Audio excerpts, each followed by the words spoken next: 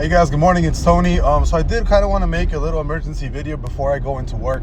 As we all know, CPI came in at 8.3%. It basically blew everybody's expectations away. Everybody thought that we were going to be under 8%, 7.5%. Some people thought 7%. All the analysts, 99% of the analysts were wrong. And in yesterday's video, I did put in in the CPI video that I released, I did say that we had to come in at something stupid low, or else the market was going to tank horribly, right? It was going to do ridiculously horrible, right?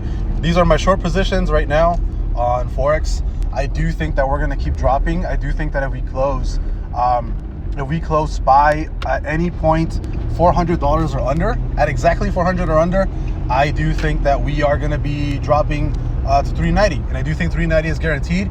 And I think today was confirmation that we are going to be going to 370 and more than likely back to 320, 340.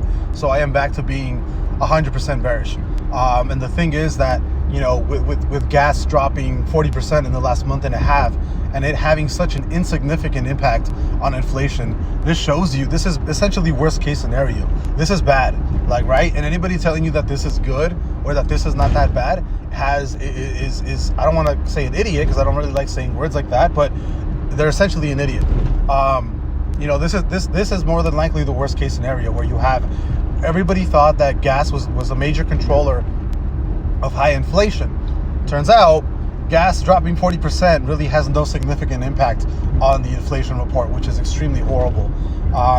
And you know, from right now, I can tell you guys right now that this is kind of confirmation that we are going to be dropping to 320, 340 in the next 30 to 60 days. Like, as of right now, this is pretty good confirmation that the overall sentiment of the market is going to stay bearish, and so many people are going to get really hurt in the next couple of months. This thing, I really don't think that we rally from here.